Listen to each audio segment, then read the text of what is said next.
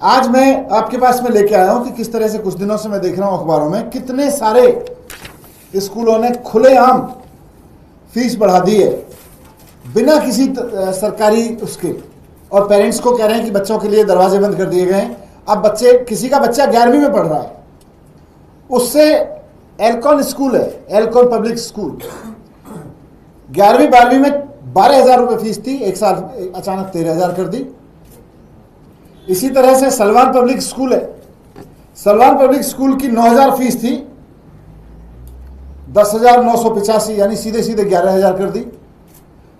9,000 से बढ़ा के 11,000 कर दी, 12,000 से बढ़ा के किसी ने 13,000 कर दी किसी स्कूल ने।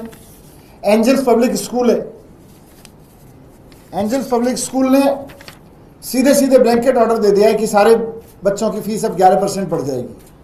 किस लिए बढ़ जाएगी भाई? टीचर्स की सैलरी नहीं बढ़ रही, खर्चे नहीं बढ़ रहे, अचानक ऐसे कैसे बढ़ जाएगी 11%? ऐसे कैसे 30% फीस बढ़ा दे रहे?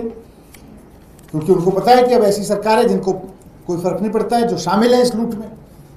इसी तरह से रुक्मिणी देवी पब्लिक स्कूल है, उसने भी ब्लैंकेट 10% फीस बढ़ाने का ऑर्डर जारी कर दिया है कि सारे पेरेंट्स को 10% ज्यादा देनी पड़ेगी fees. Lancer convent public school है, उनकी 4900 फीस होती थी, सीधे बढ़ा के 6,500 कर दिया, 6,500, 4900 रुपये से सीधे 6500 रुपये कर दिया। ऐसे ग्रीनफील्ड पब्लिक स्कूल है, उन्होंने सीधे 10% बढ़ा दिया। ITL पब्लिक स्कूल है, सीधे 10% बढ़ा दिया। तो हर एक स्कूल 10%, 15%, 30% तक फीस ऐसी बढ़ा दे रहा है।